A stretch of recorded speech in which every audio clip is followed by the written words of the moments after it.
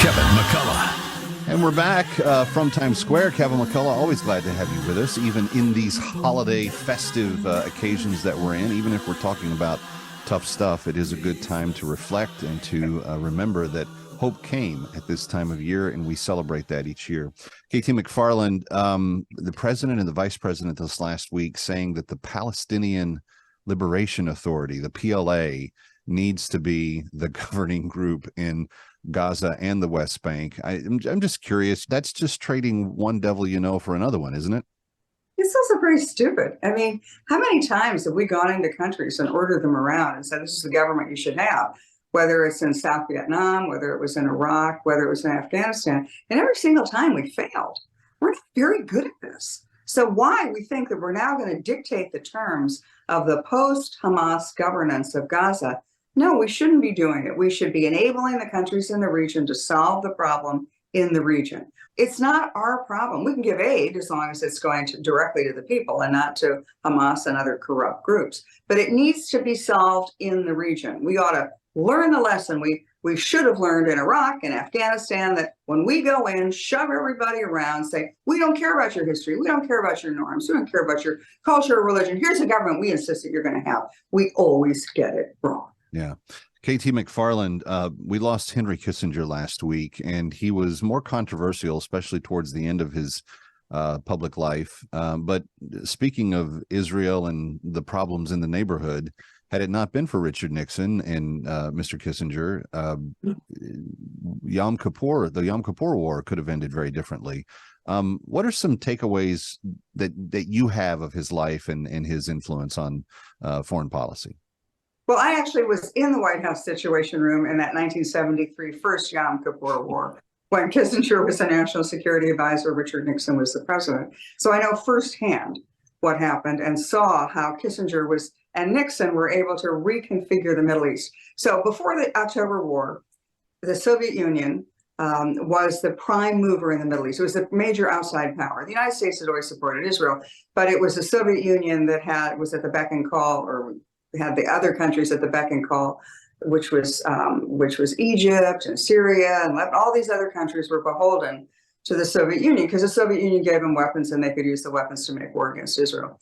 Kissinger always felt that at some point in the Middle East and the Arab world, there would be a leader that came up and said, I think what we want to do is turn away from war and go to peace and have peace and prosperity for our people. And that leader would recognize only the United States could deliver peace to them.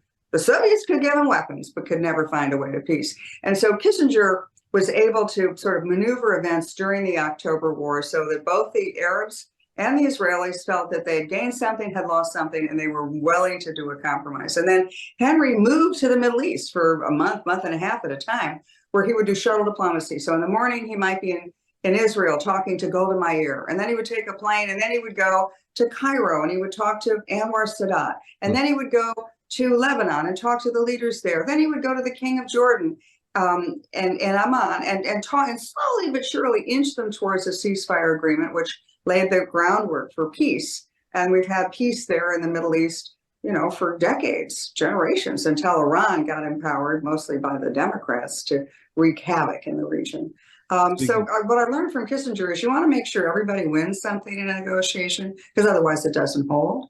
But once it does, you should be willing to go forward with a very different approach than you had had just a few weeks before.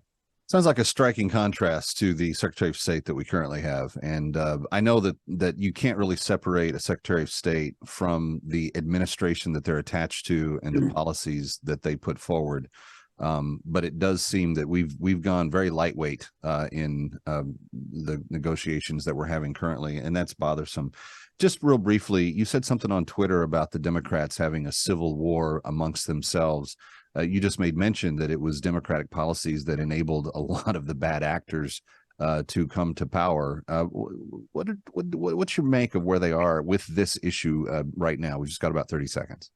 The Democrats have traditionally been pro-Israel. They've been pro-working class. They've been pro-American minorities, and they're not that anymore. There's some that are, and those are the old guard Democrats. The new guard Democrats, the new base, is the anti-Israel, anti-Semitic, frankly, so enraptured by environmental issues that they've lost track of making a good life for Blacks and Hispanics. So it's like the political parties have flipped place, and the Democrats don't want to face their civil war.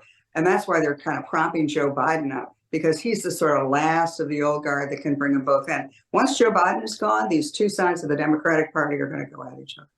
Well, it's going to be interesting to see how that all settles as well. KT McFarland, I hope you have a very great holiday if we don't get to talk to you again here on television, but thank you for being with us. Honor and a pleasure. Kevin McCullough coming right back from Times Square. It's That Kevin Show. Don't go away. Christmas time, here we go. That Kevin Show.